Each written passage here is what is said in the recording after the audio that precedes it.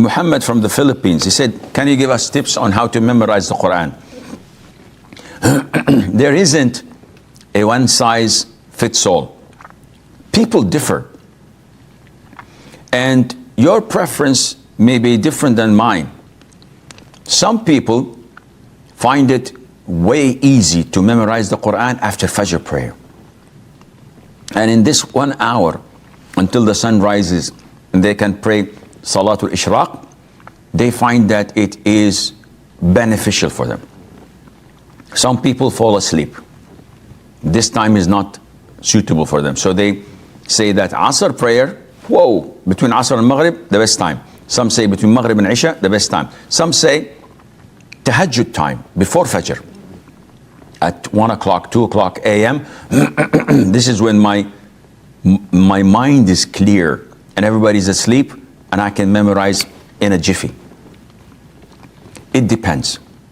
Secondly, some people find it easy to memorize a verse or a number of verses after reading the tafsir. So they study these verses and they see the connection between each one of them from the tafsir. They understand it, they comprehend it, then they memorize it.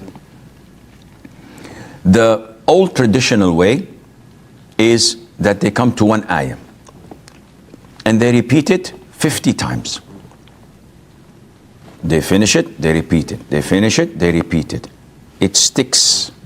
Then they memorize the following ayah. And then they repeat both ayahs. And then they memorize the third and the fourth and they repeat the whole thing. This fits like a glove.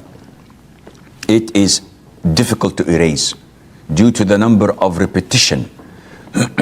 Some find it easier to write. And we have the circles of memorization of the Quran. In the past, it used to be called Al-Kuttab, the writers. Why? Because every student had a blackboard and a piece of chalk. So they used to write the ayahs, memorize it, rub it off, and then say it to the sheikh. And then write another ayah, memorize it, and do. So by writing, also this helps a lot, and Allah knows best.